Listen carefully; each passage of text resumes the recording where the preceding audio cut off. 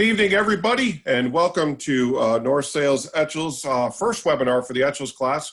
Glad you guys could join us. My name is Brian Hayes, and we're going to have three of our Etchells experts here giving you a presentation this afternoon, or this evening, I guess, depending on where you all are at. Actually, it might be this morning, too. So appreciate everybody from all over the globe joining us. Like I mentioned, we have three North Sails experts sharing their ideas and thoughts on a whole bunch of new ideas with some new tuning stuff with the Etchells. What we're going to do is, like we do with every webinar, we give everybody just a few extra minutes at the beginning to kind of slide in out of the waiting room. As you guys saw, you're kind of sitting there in the waiting room until we got the meeting opened up, and folks are still kind of joining in. So we just give people a minute or two at the start so they don't miss anything. So what we're going to do here, actually, if we could just go on to the next slide, we will just remind everybody that now is a great opportunity to make sure that you're a member of the class. You've connected with your fleet and joined through the fleet, supporting the class. I know there's a bunch of different class associations, and we just want to make sure everybody is on board with their dues and other opportunities to support the class. We're going to be a little bit down insofar as the opportunities to go sailing over the next few weeks for sure, and we want to make sure that the class associations continue to stay strong. So at some point this afternoon, this evening, if you get a window of opportunity when the webinar is done, I think all of our gang here would appreciate it if you remember just to connect with your fleet and make sure your dues are up to date. So with that said, what I'd like to do is introduce kind of our moderator today.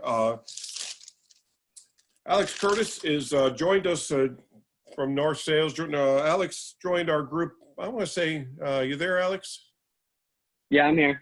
Okay, great. Maybe we can just flip to the next slide. So Alex joined our group maybe inside about a year ago. He's the 2017 North American champion in the Etchells, and also 2017 match race champions, a two-time All-American, and in college, I think. Isn't that right? Yep, same year as college, right here. All right, great. Well, I'm gonna turn this over to Alex and be on the background for you guys, and maybe help out a little bit with some chat questions later on this in the clinic. But maybe Alex, you can take over and introduce your team here for today. Cool, thanks, Brian. I'm really lucky to be joined by two just professional sailors. Eric Doyle, the '99 Star World Champ, part of a bunch of Olympic or America's Cup campaigns, and Noel Nitro Drennan, also part of a lot of different AC campaigns and Etchells gurus. So thank you, boys. Boys, are you there? I'm here. We can hear. Can you hear me, Alex? All good? I can hear you, Eric and Nitro. Yep, I'm here. Yep. Morning, Nitro. Cool. Good to see you, man. Hey, guys. Good in Australia? Yeah, all good. All good. All right. Cool. So we're just going to kind of jump in here. We're going to cover primarily this new Australian way of tuning your boat and set up with the specifics of the Australian jibs, and kind of looking at the different ways of sheeting and tuning and in-hauling, and then kind of finish up with some talks of the new Spinnakers that we now offer. So Nitro, why don't you get us kicked off here? What was the concept of this Australian setup, and where did it come from?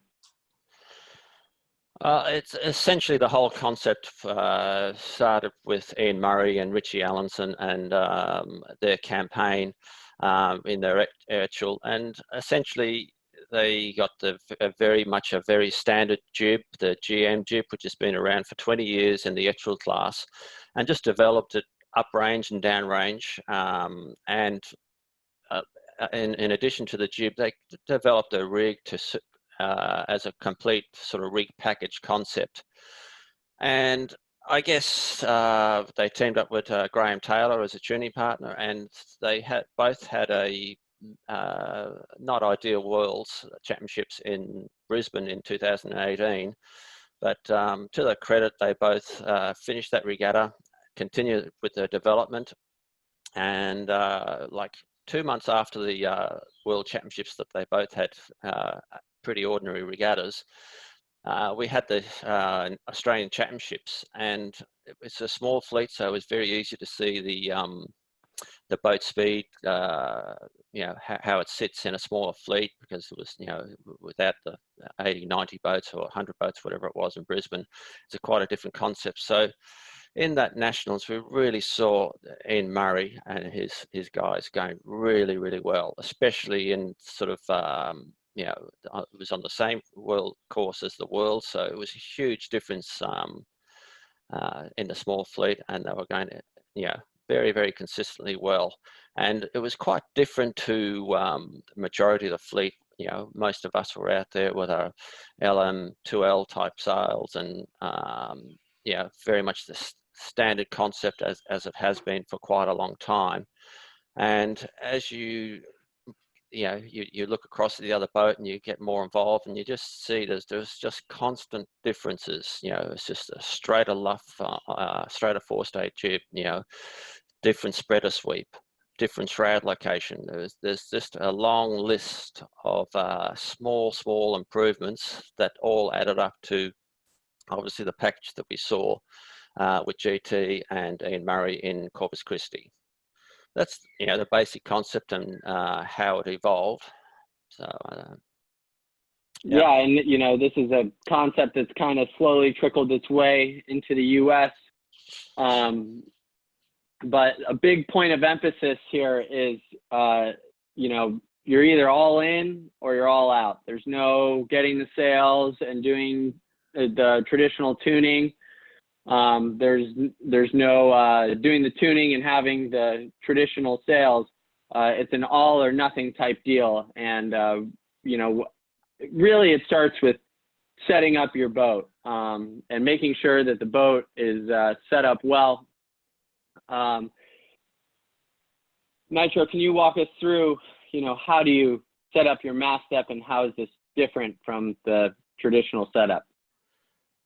Well, actually, this is one thing that hasn't changed. This is the measure, defining your mast step relative to your mast port is still, as it always has been, and it's an important part of the process to find your base. So you're measuring back from the mast port, 3.655 millimeters or 12 feet, and measuring from that mark on the back deck, preferably through the Barney post or console to the base of the mast, just locating that mast step location. So, I mean, it's an important part of the whole process to get this bit right, because each individual Etchell is different with its mast port location. It's only a small difference, but it all adds up, and it's important to get this one right. Yeah. Eric, do you own a metric tape measure, or are you still working in Freedom units in your Etchells program? Oh, I've got them both, man. Mine's dual purpose. Dialed. Yeah. Dialed. I mean, I think this is, either one works. I mean, for years it was just 12 feet because it was a nice even metric number, and it's nice that to measure it this way, because like Nitro says, the mast collars in older boats, they weren't always in the same place, but this gets everybody kind of an equal starting point, and it's really cool to see this whole concept going forward, with just adding more horsepower to the boat. What's nice, the mast butt is a very important part of the pre-bend that we set it up with. And while the jibs have changed quite radically because of the tighter forestay and the more in-hauling, we're still really getting away with this whole setup with the same main that we've used for years, the PCFM radial head main, or just the standard PC Plus. So it's nice that we're using the same main with a totally new style of tuning that we've got. And, a lot of the newer, like we have a newer heritage boat, the consoles come without, there's a little bit of deflection in the tape measures. We've actually cut a hole so that the tape measure, there was no deflection on the tape measure going through. So I know it's tough getting the old saw out on the on the boat, but it is important to make sure that there is zero deflection when you make this measurement. So this is a little bit of a different way of measuring your rake as well. You know, traditionally you measure using the band on your mast, but this is different. Nitro, can you walk us through this? Yeah, I mean, this is just a nice way of measuring the rake. So we're hoisting a tape measure basically to jib hoist height, and measuring down the mast to the front edge of the mast port. And you know, we do that 7.4 meters. And then we swing out to the forestay, keeping the tape under tension. And you know, we're trying to achieve a rake of 8085. So it's just the differential. But the beauty of this method is that we're not relying on the band and its location, because the black band on the Etchell on your mast has a tolerance of 35 millimeters, and the actual keel step has a range of a very similar amount, or maybe a little less. So it's, when you add the two together, your black band can be quite different from boat to boat. And if you're just relying on trying to match your rake boat to boat using the actual lower black band, as we have done for years, is quite inaccurate in reality. So this is an important way to get this rake right.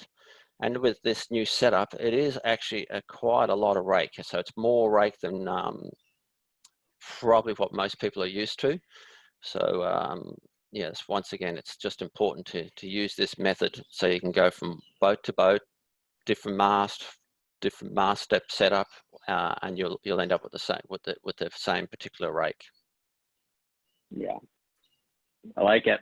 Eric, do you use this process when you measure the rake, or have you started to incorporate this into your sailing?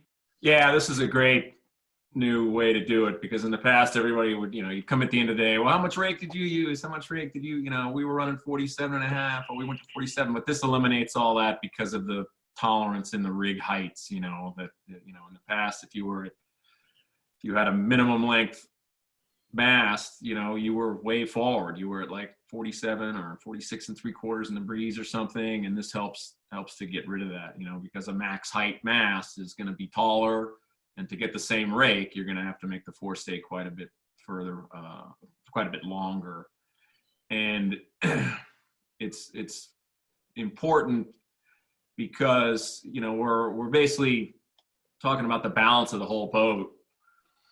You know, when we in-haul more and sail with a tighter forestay, you know, we're basically adding power to the front of the boat, just pulling the bow down, which is relieving the helm.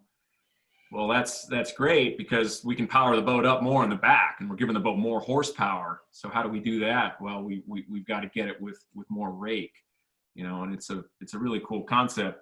I remember, I'm kind of dating myself here, but years ago when the J24 was very, very popular, you know, people were saying with the Genoa more and further up range, but the helm on the J24 was always perfectly neutral, because the design's a little suspect and you can't change a lot of things. Like, it's so nice about the Etchells is we can do a lot of different things. The J24 has a fixed forestay length, and we always ran a max rake to try and get more helm. Well, I want to say it was Kenny Reed who figured out, well, what if we made the main a little bigger in the back? Let's say with the mast straighter, and we'll take left curve out of the main and we'll add it to the back of the sail, and that'll help load up the back of the boat more to help balance this Genoa in the front. And we're kind of doing the same thing, except in a different way, because an Etchells obviously has a much smaller jib. We don't have a Genoa, but overall we're trying to add horsepower to the boat, be able to trim the mains harder, and then hey Ezra, how you doing? And then we can cheat tighter with a tighter forestay without closing the slot too much, and we're able to gain a little point that way. So it's pretty cool that the class has been stagnant for a while, and this is really quite a breakthrough that's moving it forward. And we've tried it in different forms for years, but it seems like all the pieces have come together now, and this is one of them, you know, that we were missing before, was the rake. You know, primarily people just did it in light air to help get helm, but now we seem to be able to to use it uprange as well. Yeah, and one thing that I would, go ahead. Yes, sorry guys, I'm just seeing a few questions on the chat about just clarifying the measurement on the rake setup. So I'll just go through it one more time briefly. So I'm attaching the tape measure to the jib halyard, hoisting it, up the mast, almost basically to jib hoist height, and and then I'll just use the fine tune to on the jib halyard to get it exactly right. So I'm using 7.4 meters with that tape pull taut down the front of the mast, measuring to the front edge of the mast port. So then I'll swing that that tape measure out. So we're just establishing the hoist position, and I'll swing it out to the forestay. Obviously the backstay's on to keep the forestay tight, and I'm trying to get to 8085 in millimeters. So we can work on getting, we've got a new tuning guide coming out. We can work on having that in, old school imperial and millimeters. Nice. And one thing that I would say also is when you rake back as far as the tuning guide would suggest, I would encourage everybody to kind of go forward in their boat and just see how much thread is left. Just to know what that tolerance is. That's pretty important as well. So let's move on here, guys. One of the big things of this new tuning is you actually are going to end up moving the shroud locations. Eric, he's a technician. He's just tinkering away at his star and his thoughts, and he probably dreams about all this stuff on a nightly basis. So I'll give it to you first, Eric. Why do you change the shroud bases, and how does it affect head stay tension? Yeah, this was another piece of the puzzle that we've been missing for a while. The guys in Australia have been way ahead of us, and the new designs coming out of there. I tried them 2 years ago and did a good weekend of tuning, and I could never get it just quite right because they stay with a much tighter forestay. And when I got the forestay that tight, primarily by using the backstay, then the main would be too flat. So I'd look up and I go, gosh, the main's too flat. I got no power. So I would let the backstay off to help power the main up. And then the forestay would sag so much that the jib didn't look very good. And I was like, God, how are they doing this? How are they getting the sails just right? And what they were doing was jumping the shrouds and moving a location. So the quick and dirty of it is, and the lighter it is, the further forward the shrouds are, because then we get pre-bend from the hounds by the shroud tension and not by the backstay, because the backstay flattens the top of the main so much and you end up having to trim so hard, and then the bottom is too round. So it's inducing the pre-bend by being forward. And then as the wind comes up and we start to get overpowered, we start moving them aft. And that gives us two things. It gets a better angle on the forestay, so we're keeping it tight. Oh, in light air, we're also keeping the shrouds tighter than before to help keep the forestay tighter. So, and then in the breeze, when we're bringing them back, again, we're keeping the forestay tight without too much backstay. And we're also keeping the angle gets more efficient sideways. We're keeping the rig more straight up and down in the boat. So it's not falling out of the boat and it's not closing down the slot. And we're just doing a whole lot of good things to help work with our narrower sheeting angle and the more power that the boat has. Nitro, do you have anything to add? That was beautiful, Eric. Yeah. So I mean, Eric's pretty much summed it up, but a couple of little key points I'd add in, like for some, the more experienced of our group will remember the soling class. That's, Alex, that was a class that was the Olympic class a long time ago. So I read about it in the history. Almost before my time, Nitro. Almost. But anyway, the shrouds were on tracks, 4.5 tracks, and so essentially in light air, you would push your tracks way forward, and very similar to what the Etchells doing right now. And if your main was too full in light air, you would actually tighten the cap shrouds, which would actually induce more pre-bend. So it's somewhat along these lines of movement while we're moving the shrouds. But the other thing to remember is that years ago when I first got into the Etchells class, we used to actually move the shrouds around, fairly consistently, and we just had a period for 5, 6, 7, or 8 years where everything became pretty stagnant. But so it's the other key thing here is that that the mainsail, the PCFM mainsail, has remained untouched through this whole process of development. And with the shrouds at max forward and the upper shroud's tighter, it looks great in light air because we've got more pre-bend, and the middle of the main's flatter than the old style setup. And uprange with the cap shrouds further aft, I mean, we've got a very, very good forestay tension, but the top of the main blades out, but nice and flat, and the middle and bottom are just quite stable and set up nicely for uprange sailing. Nice. Great. So now, for those of you guys who are watching, the chat is now open. We, in order to reduce the threat of a Zoom bomb, we've actually lengthened the time from when we have the chat closed to open. So now it's open. So feel free to fire away in the chat. We'll do our best to try and incorporate the questions into the presentation. We've already gotten a few good ones, and we'll just try and answer them as we go. So kind of building on that shroud position, this is a great picture from this past winter in Miami. On the left is Benj.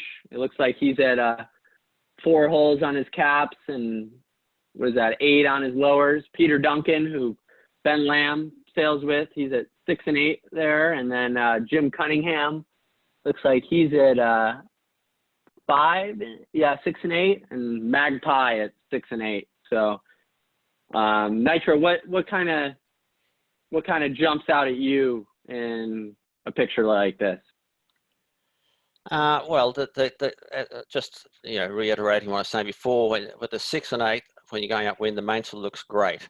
But the one thing, uprange especially, and the one thing that stands out to me is that as we're measuring the boats a little more, the actual chain plates are in different locations. It's only a small tolerance, but when GT or Ian Murray are in the hole 6 and 8, I'd say that in general, the actual chain plates are further forward on the new Australian boats by at least a hole. So it's just one little thing to be aware of, and we'll sort of work on that for the new tuning guide, with sort of establishing a point from the forestay to the chain plates for where the lower should be. But nothing's really changed in the forward setup when the cap shroud's on the front hole and the lowers on hole 4 or 5. Essentially that's just the middle of the rig on the Aussie boats with the chain plates further forward. Hole 5 is basically the center of the mast. On your average Ontario pace setter boat, I'd say the middle of the rig would be hole 4. Great. Yeah, I think Eric, do you have anything you want to add? Yeah. Nitro's comment about the new Aussie boats having the chain plates further forward. So the basic goal in light air is that your lower shroud is going to be in line with the middle of the mast, so that it doesn't really affect pre-bend. It's only affecting the side bend of the mast, and then the upper shroud, we're going to have it forward. So it does a couple of things. It adds pre-bend and keeps the forestay snug. But we got to remember that as we move the shrouds aft, they get looser. So if you want to adopt this setup and you start moving your shrouds aft, you're going to have to spend a little time at the dock saying, okay, if I move the shrouds back, 3 holes, I think with the Brogulas, it's like each hole is like 2 turns on the Brogula to keep the same tension. Okay, in the past we kind of left when we just adjusted the tension. We got to remember now, we move them aft, we're going to have to tighten. We move them forward, we're going to have to loosen them a little bit. And then we really want to emphasize that these are the setups we're looking at right here are heavy air setups. And when your lowers are that far aft, they and you let the rig forward downwind, you're really loading them up because you're already got to have them quite tight for when it's windy. So as you let the rig forward, it starts loading the spreaders quite a bit, and you can invert the mast. So this is a picture of the guys in Miami Scaly. sailing in maybe, 12 or 14 knots, but they've got the shrouds aft, and the mast isn't even touching the front of the partners, and we've already got quite a bit of negative bend in the mast, which the section can take up to a point. We like that in light air when it's touching the partners and we're pulling really hard on the fraculator and we're getting the spinnaker out in front of the boat, and that's all fine. But in the breeze, when it really loads up, there is a risk of hurting the spreaders or bending the mast. So we've got to be careful of that when we're talking, when they're way aft and we're in like 16, 18 knots and above. Maybe Nitro. Yeah. And Nitro, you have a really effective technique of knowing where that limit is. You want to share that? Yeah, I mean, obviously I've been saying with John Bertrand, and when we would go around the top mark when it was windy, we kind of knew that we had to be careful of the rig with the lowers quite firm and aft on the chain plate.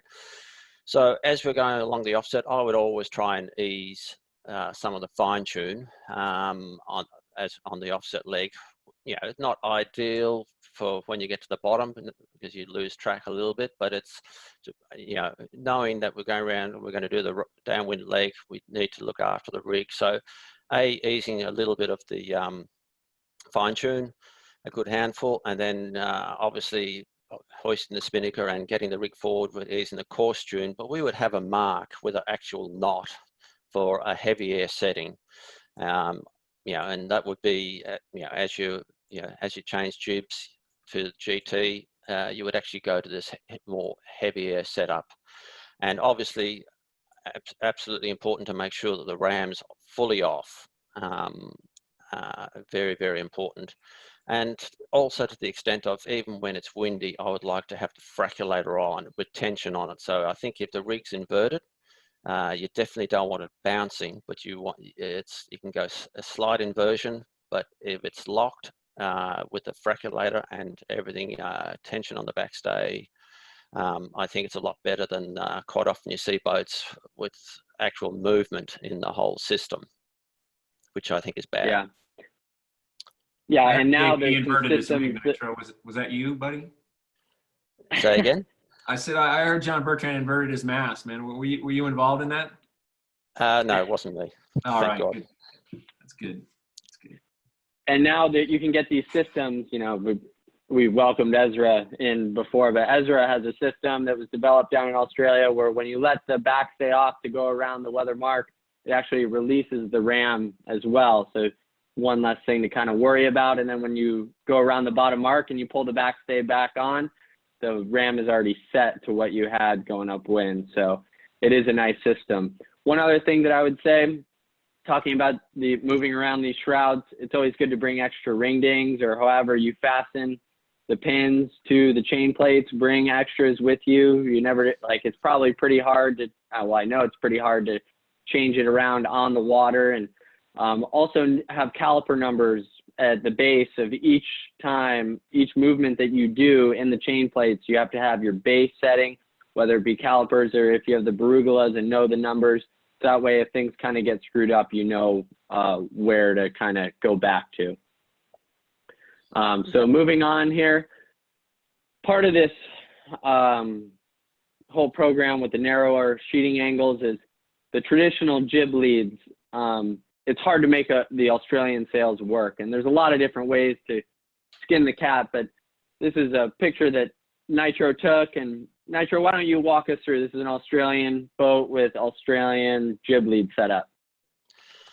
Yeah, well, obviously besides the in-haul and out-haul part of the primary lead, you can see that the fine tune, which traditionally enters the boat through the side of the cabin, is now on the top deck.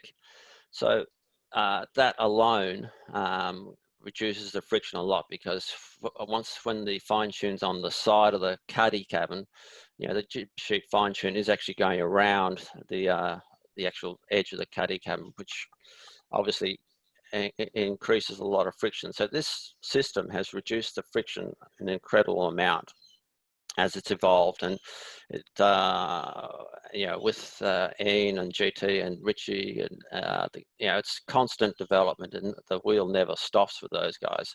So I mean, this is slowly changed to this system, and I really like it. Whereas initially I was thinking, oh, it would be much better to have an aboard ship's track.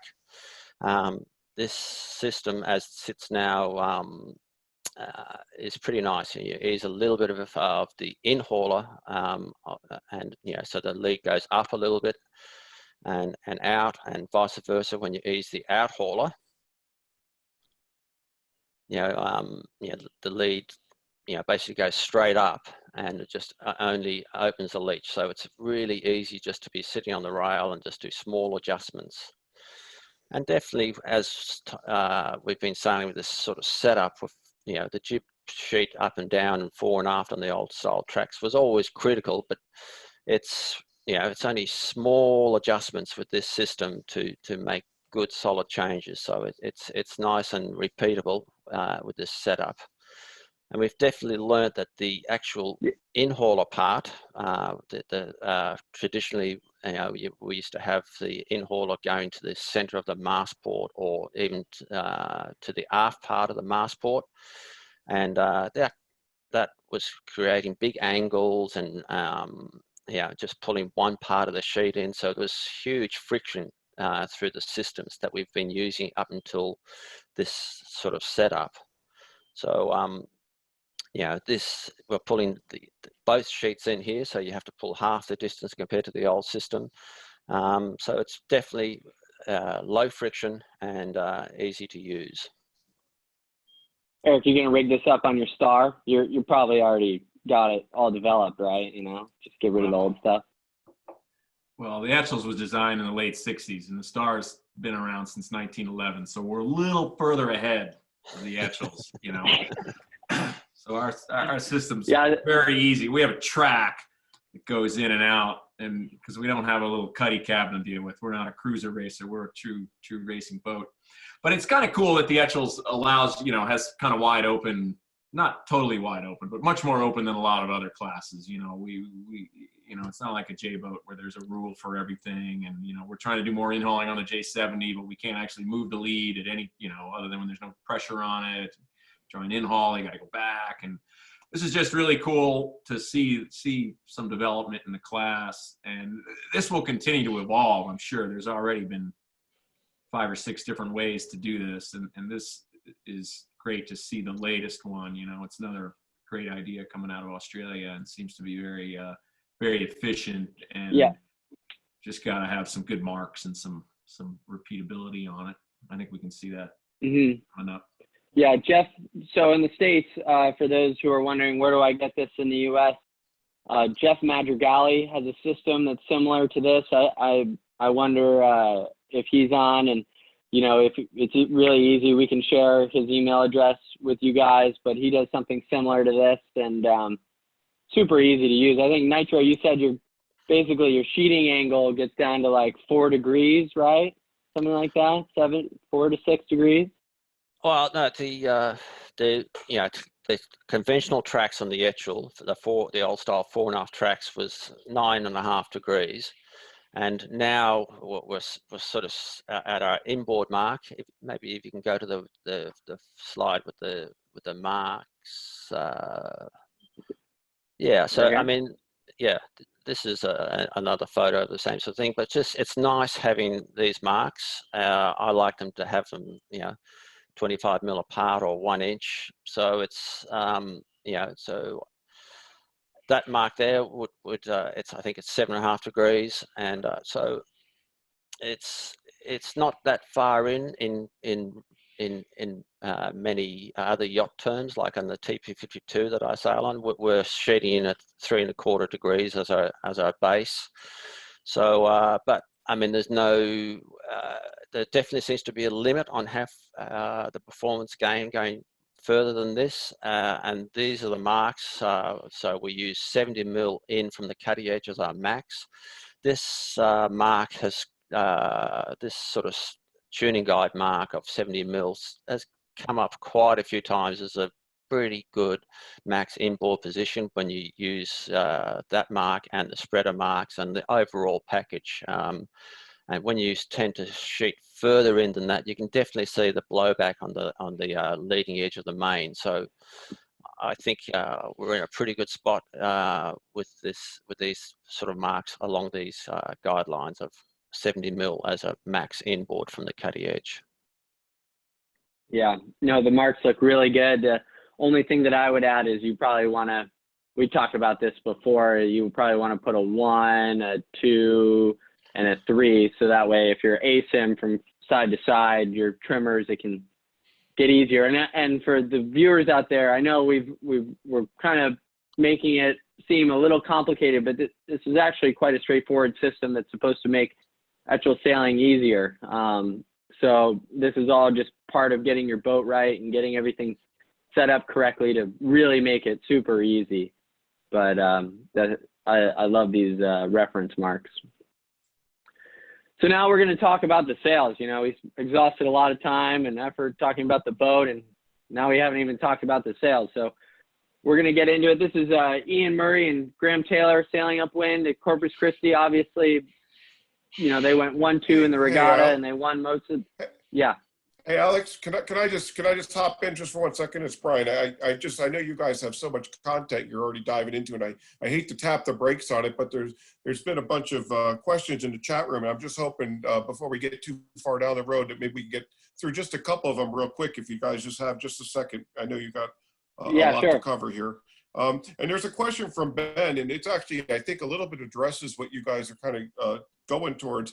And Ben asks, does the new thinking mean the old technique of sagging the forestay in light air is no longer thought best? And I think maybe Noel or Nitro, you can kind of touch on this, because I think Alex was just mentioning the whole concept of the new tuning system and the new molds and the new jibs is to make it a little simpler and a little more forgiving and have like a straighter head stay. And I'm wondering if you could maybe just touch base on that real quick before you get into it, get a little deeper into that. Yeah, I mean, if you've got your LM2L, you need to sag the forestay. But the new jibs with the Mallard GT and, you know, the radial jibs have all got a much straighter luff line, so there's more luff curve. So with the intention of setting up with a straighter forestay. So with the Mallard GT, we were just talking about the Australian setup. I mean, if you sagged your forestay like what we would have with the LM2L, you'd have too much return, and it's more designed for a straighter forestay setup. Yeah, and I know you guys have a bunch of really great explanations and pictures about that as well. Anyway, I saw there were a couple other things in here real quick, and I think probably Alex, you saw a couple of them, but somebody was asking a little bit about the spreaders and also mentioning about the main and overbend wrinkles. And I'm wondering if you could just maybe address where we are with the mains and how it sets up with the new system. And then I'm gonna kind of step out of here and let you guys have at it.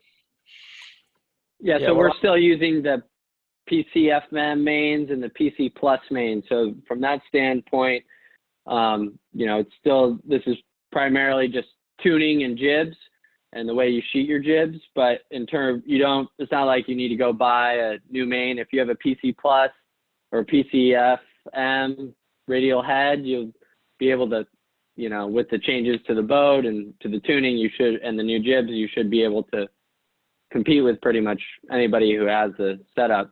Nitro, you had something? Yeah, I mean, you've just got to remember with the Australian setup, you're going through some extremes. So you've got the caps well forward, inducing pre-bend, and then obviously with the caps aft, you're locking the rig in and using the spreaders, quite active.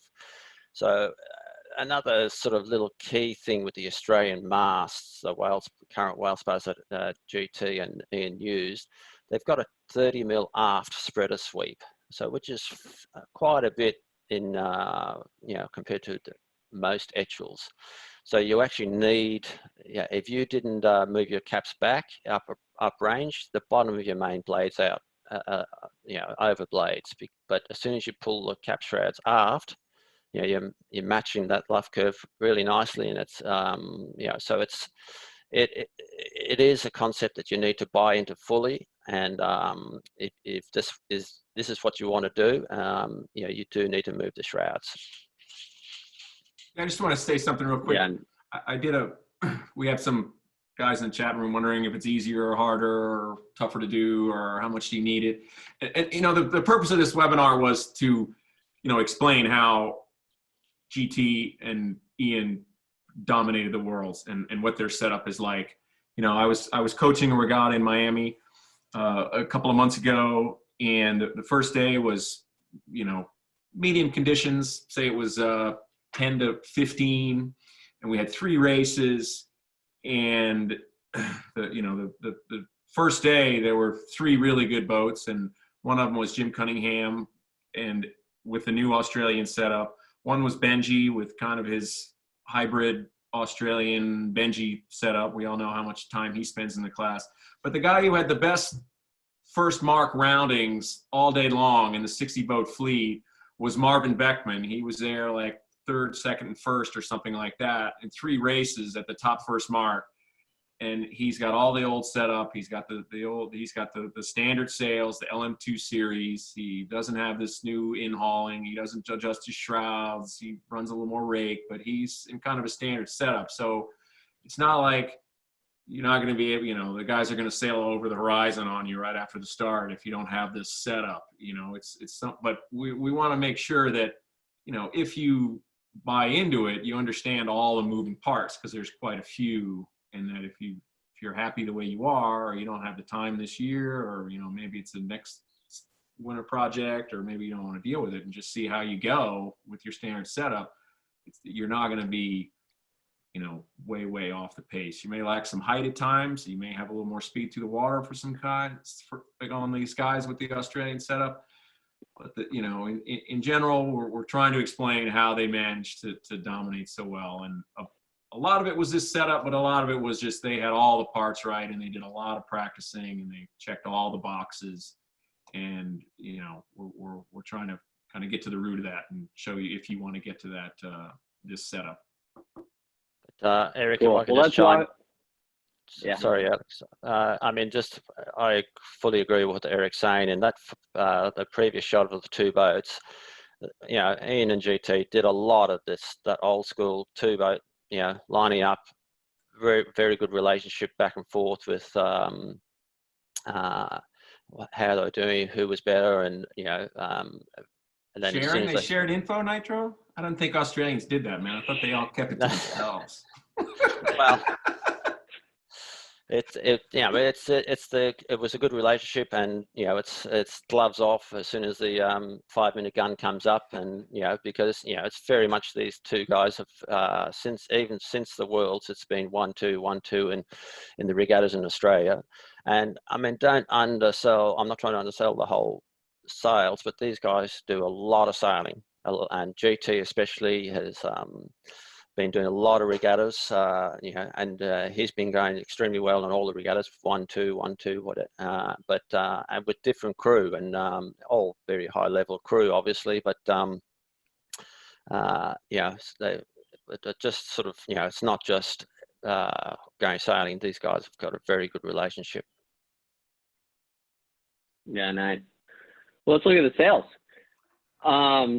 So first up is the Mal. Really nice sail. Eric, you spent so much time in San Diego with tons of headstay sag and frustrating and trying to figure out what goes fast there in the LM2L. For traditionalists like yourself, what sticks out in the Mal to you? Yeah, right off the bat, it's how tight the forestay is compared to how we would sail with it in San Diego, where we never really get much more than about 14 knots.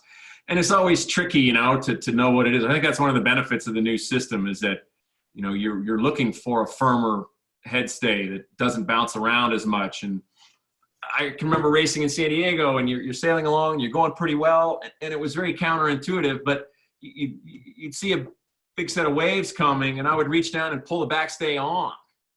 And you're like, well, why are you pulling it on? There's waves coming. Why are you depowering the boat? And it's because I was trying to stabilize the forestay. Forestay had so much sag. I go through those waves, and it's just rattling all over the place, and it loses all flow. So I'd have to pull it on and really kind of depower the main a little bit, which I didn't want to do, you know, and then we get through it and it'd settle down. I'd let the backstay back off and power the jib back up. So, you know, that's what's striking here is that, you know, we can leave it a little firmer. It's probably gonna be a little bit easier to drive too. And you see how straight the jib is in the back, down low, and that it's trimmed pretty hard, but the sail has nice twist built into it too. And you can see the top 3 telltales are all flowing, even though it's trimmed quite hard. So that's what strikes me as being different from the LM series of jibs that we have used for years. Yeah, Nitro, what was kind of your guys' thought process when you were going through the testing and making the changes to get to where we are now with this sail? Yeah, I mean, it's Eric summed it up pretty well with the comparison of, you know, the LM2L, you know, which has been the you know, the benchmark of light air jibs for quite a long time. But, you know, overall, you know, the male jib is a couple % fuller in the middle and top. And, you know, the Etchell just likes horsepower. And that bit hasn't changed. And it's, you know, with the forestay straighter, the top batten's more open all the time. And, yeah, as we all know, it's just, as soon as you start sagging the forestay, it's rotating the leech on the LM2L series, and it was so easy to be over trimmed. So this, I think, is just a more user-friendly setup, mainly through the straighter forestay. But because of that, it's got, you know, obviously added luff curve, and, you know, there's less roach on the jib because of that, because the, you know, the girth is the girth and it has to go somewhere. So if it's in luff curve, it's reduced off the back. So just a pretty nice sort of easy to use setup. But the leech is actually shorter on the male than the LM2L, also for the in-haul sheeting, which is a pretty important part. Yeah, nice. And we'll kind of go into the geometry of it more later. We have a really nice from behind shot of the trimmer's location, and we do have a couple of questions in the chat regarding that. So if you guys ask those questions, be patient. We will get to them. So moving on here, we're going to look now at the GT jib. And when Eric and I first sat down and took a look at these sail scans, the first thing we noted was how full the head was. And Eric was pounding his fist on the table saying, how can you make the head so full on a sail that goes up range? It doesn't make any sense. Eric, you want to elaborate a little bit on those comments? Well, it goes back to the, you know, the whole original design of the Etchells. You know, it's a heavy boat. It's a wide boat. It needs the power. You know, the trick is how can you get the jib that full in the head and yet and be able to trim it hard enough without shutting the leech down. And that's they've accomplished with this sail, that it's full, it's open. You know, the nice forestay is still staying pretty tight, even though it's upper range. You know, the mal is a very light air oriented sail. It's minimum weight cloth. The range of that sail is probably 0 to, you know, 14 knots or so. The mal is a heavier weight cloth. It's a little flatter. It's still very straight in the back, and, you know, it's a nice solid uprange sail, you know, to handle. There's a question on the clue ring sizes. A lot of people have noticed that the new ring on our Etchells jibs that went from a 12 millimeter press ring to a 210. So in addition to shortening the leech, you know, we've put a bigger, rounder ring in the clue, and we're going without blocks so that you just run the sheet straight through the ring and back. And that's why there's so much talk about, you know, reducing friction, because we don't have the jib blocks anymore either. So, you know, all these things have added up to, you know, quite a different setup. But, you know, this sail is still going to have the power to get the boat through the chop, which normally it's very choppy when it's windy. And this is and it's full enough that if you get caught with it downrange a little bit, it's not the end of the world either. You know, this is in flat water. This can bring you down 13, 14 knots without too much problem. You know, and then we still have some, you know, adjustable battens in the sails. You know, if you get caught one way or the other, you know, the battens, you know, Nitro, maybe you can elaborate that a little bit on how that affects the shape of the sail. Yeah, I mean, obviously the GT's the heavier cloth, which makes a big difference. Big 2-ply head, and the batten pocket is right. The top batten pocket is right underneath the 2-ply, and yeah, you'll be supplied with, you know, two or three battens for the top. Obviously, different stiffness options, but I mean, nothing's changed here. It's still a critical part of your adjustment to change the battens uprange, and you know, it's one of the few things you've got left as you go uprange, and to change to a stiffer batten. I know a lot of guys have gone even stiffer than the standard battens, but it's a little bit of a personal choice thing there, which is something I quite like. But once again, you can see the forestay, how straight it is, and that's fairly relatively easily achieved with the shrouds slightly aft of the center of the rig compared to the, you know, where we normally have them in hole 2. Yeah, nice. Yeah, this is actually my favorite of the two sails. We got caught with it downrange in Miami. In the pre-start, it was probably 13, 14, 15 knots, really flat water. And in our testing, we found that this sail in flat water could hang just fine, no problem, in that sort of middle range. And we started, and all of a sudden the breeze went to like 5 to 7 knots, and still board glass, flat water. And we had a great race, great start, just kind of, and I think we got third in that race. So really nice sail that has a big range, and it essentially overlaps the GM and the H, or what was, and maybe even in certain conditions could go with the L. The battens are a big deal. They do make a huge difference, like with any Etchells sail. So now this is kind of new versus old. You can see now that you've seen, you know, the viewers at home, they can kind of see the difference. I know to us, we have the MAL on the right and the LM2L on the left. You can see the difference in the head stays, how saggy the LM2L head stay is versus the MAL. What else, boys, jumps out at you? That's a terrible line. What else jumps out to you, Eric, as the old traditionalist here between the two? You know, the LM2 light, a little bit rounder in the back, little bit flatter in the middle there, just a touch. It just seems like it's you know, a little further away from the boat, maybe. I think we have another photo later on, which will show you really the differences from behind, which are a little bit more apparent than right here. You know, both are very nice, smooth sails. You know, there's obviously the gold standard on the left for the longest time, but two good-looking sails, very nice. Yeah, nice. And we'll go to that picture right now. And this is the MAL from the trimmer slot. So Nitro, you're trimming. You know, you think you might be going well, but you got to take a look at the jib. You come down to leeward. What are some of the first things that you look at when looking at your MAL, or, well, in this case, your MAL? So this picture here is just a day I was sailing with Billy Merrington and Ian McKillop. It was just we were set up for as basically sailing as high as you could go. It was just that one condition where you're just high pointing. And you know, the key thing for me is obviously you can see the jib is in-hauled here. It's pretty aggressively in-hauled.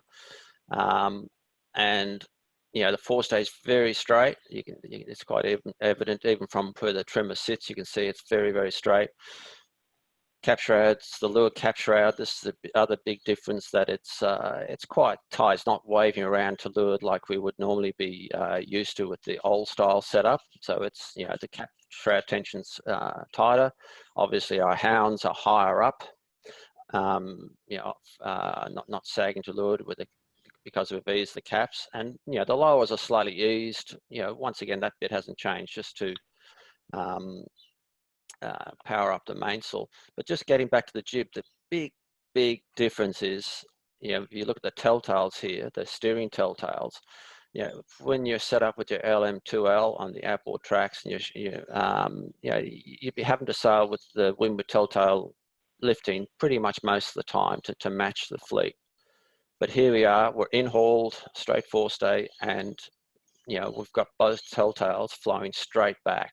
They're not lifting, they're just both flowing straight fore and aft. So you're always, with this setup, feeling like you're a little bit more pressed on the jib, more so than having to match the fleet by sailing on the inside of the jib. So for me, this is the key difference in this particular condition. I'd say this is probably about 9 knots. Just hiking, and just trying to sail as high as possible. Yeah. So here's a question from my boy, right? He's sitting at his house or at work in Huntington Beach, California. Argyle Campbell. He asks, at 8:05, the jib leach seems too long, even with the sheeting through the clew ring. At that point, do you hoist the jib up the stay? For sure, yes. Yeah, you hoist it up to stay slightly, because it's unfortunate with the class rule. It's not unfortunate. It's just a fact of life. We have to not push the clew height up too much because of the head to center foot measurement. And so anyway, we're pushing the leach lengths as much as possible. So when you're in hauled with the standard setup, with the GT or the MAL, you'll have to let the tack up for sure. Okay, good question. And another question, are your spreader marks the same, or do you have different spreader marks based off of this new setup? Well, with this setup, there's conventional marks from the side wall of the mast, but we have actually added an additional one, and I actually like what Richie Allenson has done on his boat. His inboard mark, so it's 50 millimeters or 2 inches further inboard than the standard marks, so closer to the mast. He's put that in red, and it's good because it's a real highlight when you're shooting in that far, and it's actually quite easy to do. So that's a long way in from what at the spread of what we're used to. So the mid leach is well up. It's a little bit of buyer beware. You're in there, and but it's very effective in that close, and it's a long way inboard for the mid leach compared to what we're used to. Yeah, and then another question, Eric, if you were to try this with your LM2L, what, in terms of the in-hauling specifically, what do you think would happen? Do you think it'd be a good change or not so good change? I mean, the fact is the sail's just rounder in the bottom, and you could probably get away and it would look okay, but it's not ideal,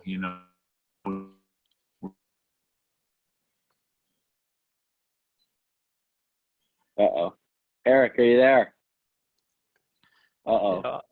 Yeah. It's not going any better. So We lost it. You're back. I'm here. We lost you for a second. Yeah, we lost you for a second. Unstable internet connection. You can get it to look okay with this setup, but it's just going to be a little bit too round in the back and a little bit too deep down low, and you're not going to be able to sheet it quite as hard.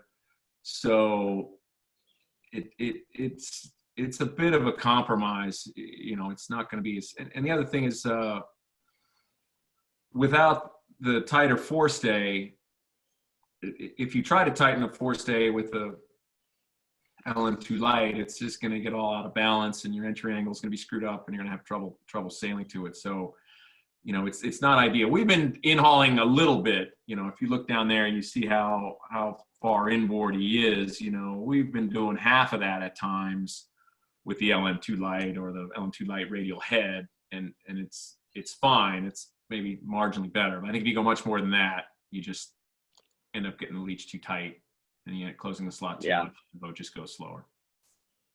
I agree, especially in San Diego. No bueno. So here's a great shot. This past winter, we had a really good coach, Head Adams, and he took some amazing pictures. On the left is our team, Argyle Campbell, who's just mentioned.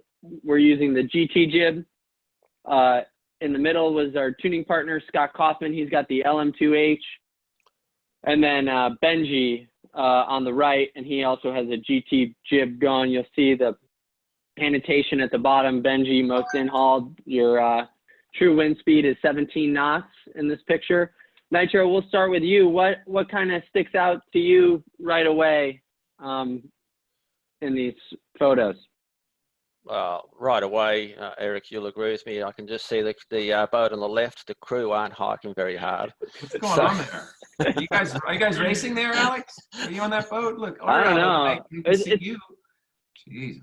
Yeah, man. We need to work on our technique a little bit. I think we're not quite there. We're ready for next year's Miami. I got a Peloton come in. You know, I'll be in better hiking shape. Right, good. It's lucky Argyle can see around you, actually. But anyway, moving on. I mean, just looking at these photos, and then straight away you can just see Benji with his setup. I mean, he's well in-hauled, but vertically in the middle miter, his jib is just like really nice there. So I'd say he's probably got his lead a little bit further inboard and probably a little bit further forward or down. So he's not, you know, he's got foot camber in the very foot, and you know, it looks a really nice sort of setup. And this, you know, straight vertically rather than the middle boat there, that seems to have come up quite a few times as a pretty important factor and to good performance. Yeah, nice. And Eric, what kind of sticks out to you? Yeah, I did some work with Benji a few years ago when he first got into class, and it was easy to find him on the race course because he always had the forestay much tighter than everybody else. So this is kind of played into all the way he sets the boat up. You know, for years he kind of struggled in light air because of that, because we didn't have these jib designs that could handle this tighter forestay in light air, and he had to sag quite a bit more, and he got very good throughout the whole wind range.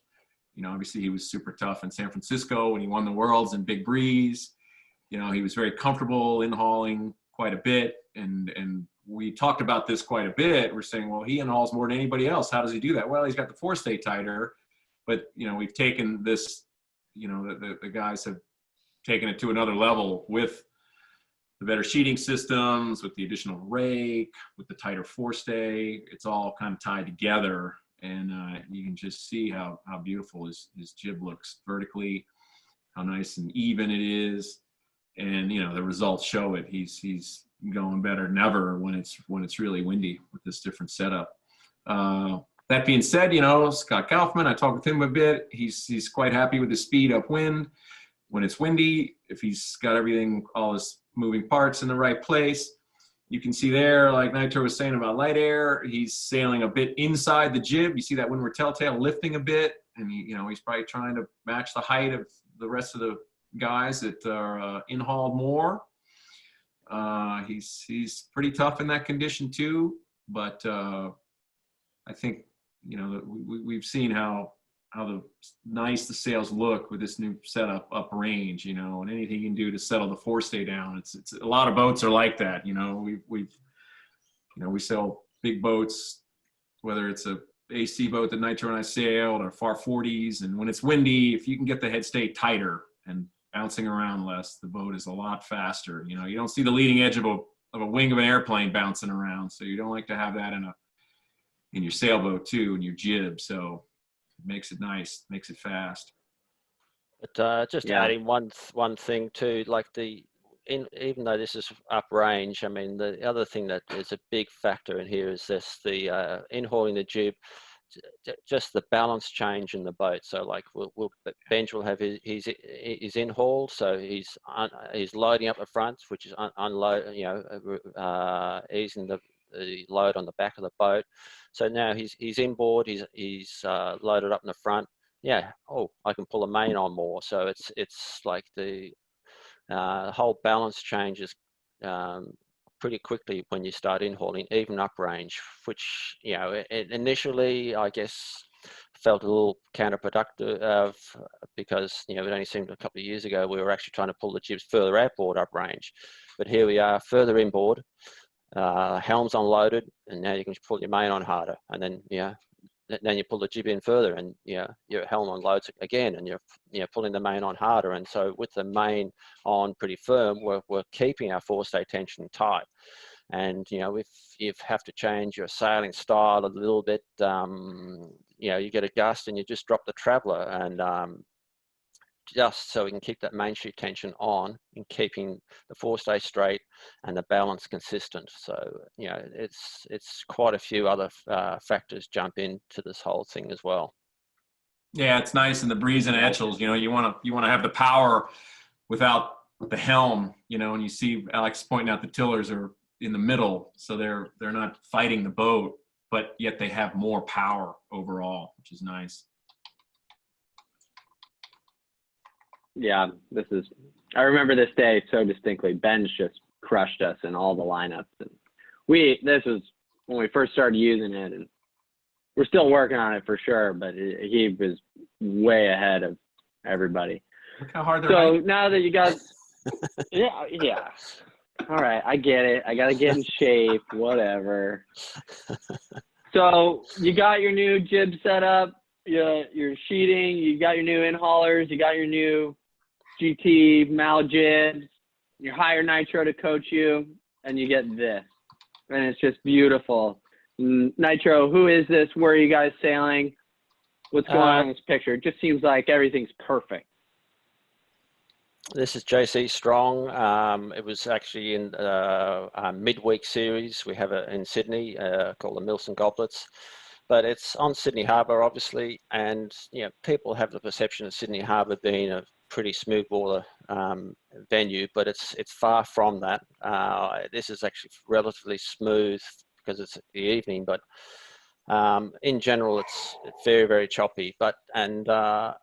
This is in 9 to 11 knots, where I think the Australian setup is really at its best.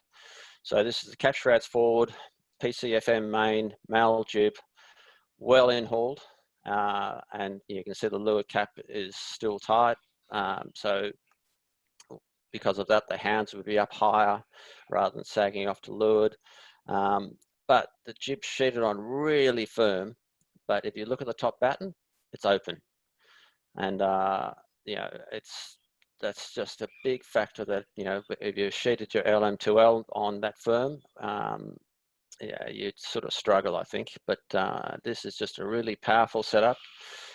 Main sheet's on firm. Traveller doesn't have to be super high, and it's just high pointing, easy to use. Get a bit of chop. The top batten's open. You can press the boat.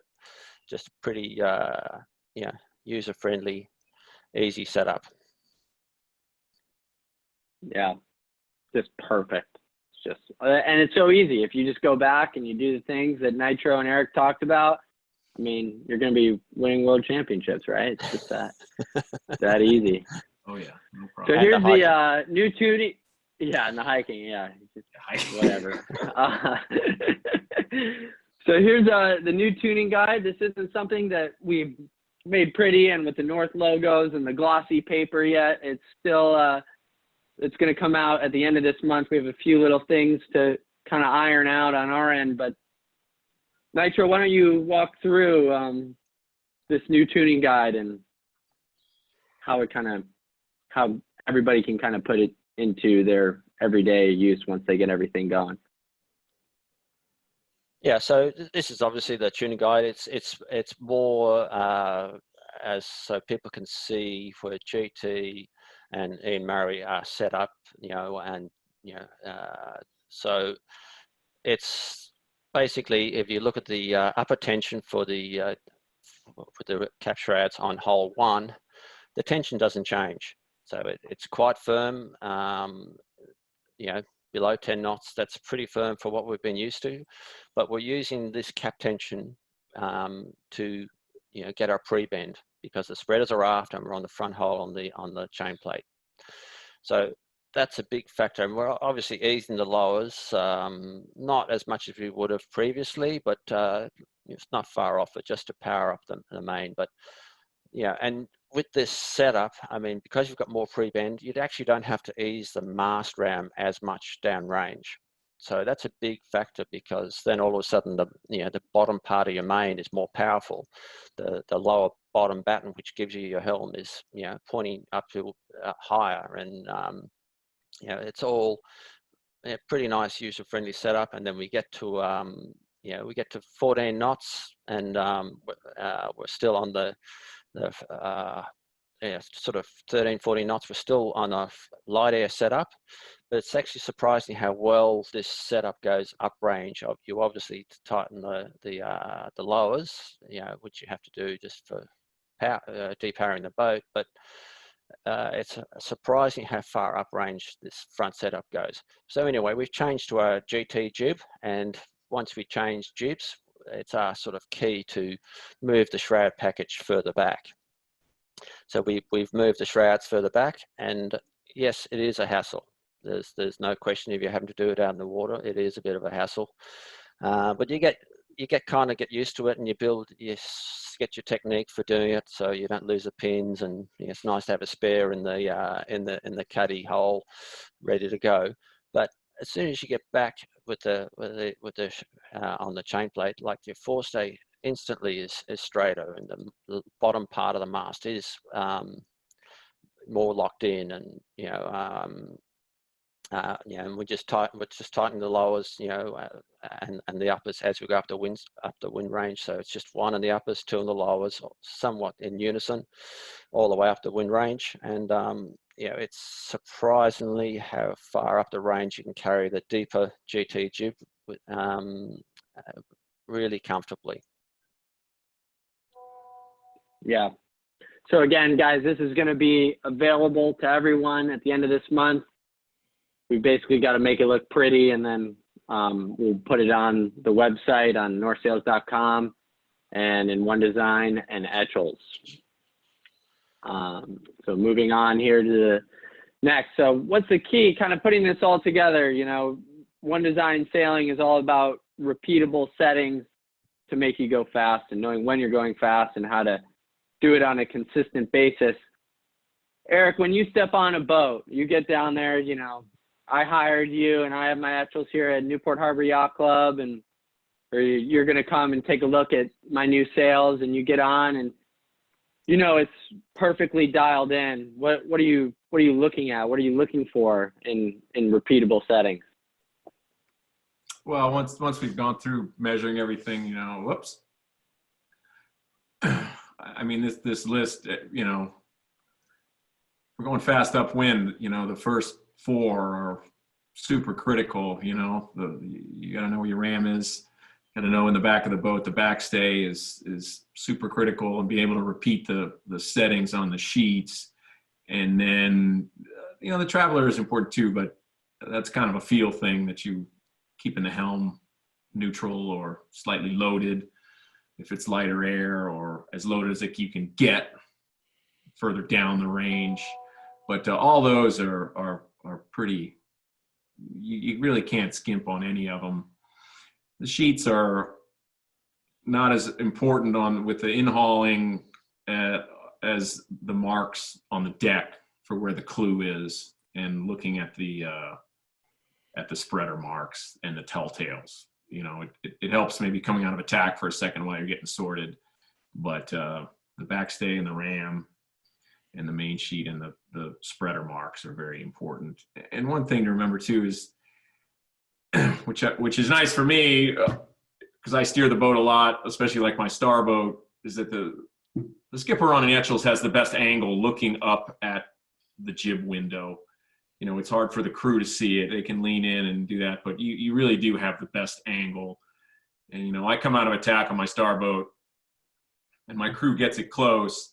And then he usually reminds me or asks me, you know, once the boat starts getting up to speed, you can feel it in Etchells. The boat is accelerating and then everything kind of locks in and the boat lays over a little bit more. And then you start trimming and then you just give up and give it a yep, or, hey, I need 2 clicks, or I need a little less. That's really what I rely on a lot, is the spreader mark when I feel the boat is going good. So skippers, remember that. Help your jib trimmers out by looking through the window, because you've got the best angle from the back at it.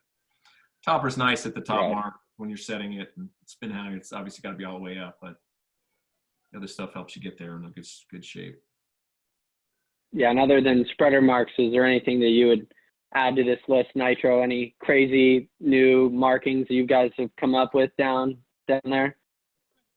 Yeah, I mean, it's obviously the we've got the jib in-haul there. I mean, the jib in-haul is obviously very important with this setup, and it's, you know, this whole the what we're calling the Australian sort of setup with the GT and the MAL and the whole rig setup. Fast trimming, yeah, I mean, it's, you come off the start line with GT or Ian or any of the boats that are in-hauling to leeward of you, it's definitely harder to hold your lane. And, you know, as in most Etchell racing, if you can start and stay on starboard tack for, you know, 2 to 4 minutes, you're in pretty good shape. If you have to tack off because the guy to leeward has got his, you know, his high pointing sort of set up, and once you get the in-hauler sort of set up and everything all dialed in, it's pretty hard to defend against it. And, you know, a lot of people saw that in Corpus Christi with Ian and GT, and it's, you know, knowing your setup for the high point, and to, okay, we've dusted the guy above us, and, you know, we can put the bow down, and you know, how much you have to ease your in-hauler. They're the important things, I think. Yeah. I mean, the Etchells is such a cool boat. You know, you see how your J70, and you know you have a data point, right? If you're going fast or not. But in Etchells, you're like, oh, maybe we're a little off the pace. Let's ease the jib tack up. Oh, we're going so much better. And in reality, you really don't know. You just kind of look around. Okay, mode's better, and you're probably only going 1/10 faster in reality. But it is those tenths of a knot that is a big deal, especially when you're trying to get crosses at the top of a 50 boat fleet. You know, it's the small things that add up throughout the course of a race. And we're going to kind of wrap up here with the new Spinnaker that has kind of been going on. I'm sure if you were down in Miami, you saw it a lot this past winter. We had it, we used it, we called it the Whomper, straight out of wind. It's a really nice sail when you get to square back and kind of go down the course.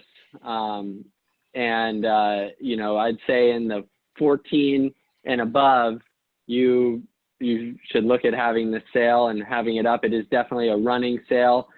The VMG is still really good when the pole's on the head stay, or you're in more of a reaching, or if you're in big fleets and you got to jibe a lot, it's probably still the sail to have. But if you're just square back running or in running conditions, this is a must-have sail. It's got a little bit wider head angle, a little bit wider shoulders, a little more foot round in the bottom.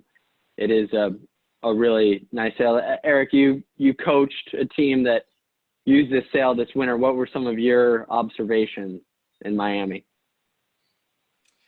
Yeah, I think it's a nice, easy sail to trim. You know, there are 2 options for cloth with the FR2. You know, the U.S. tends to prefer AirX, which is the minimum, and it's been what we've used for years and years.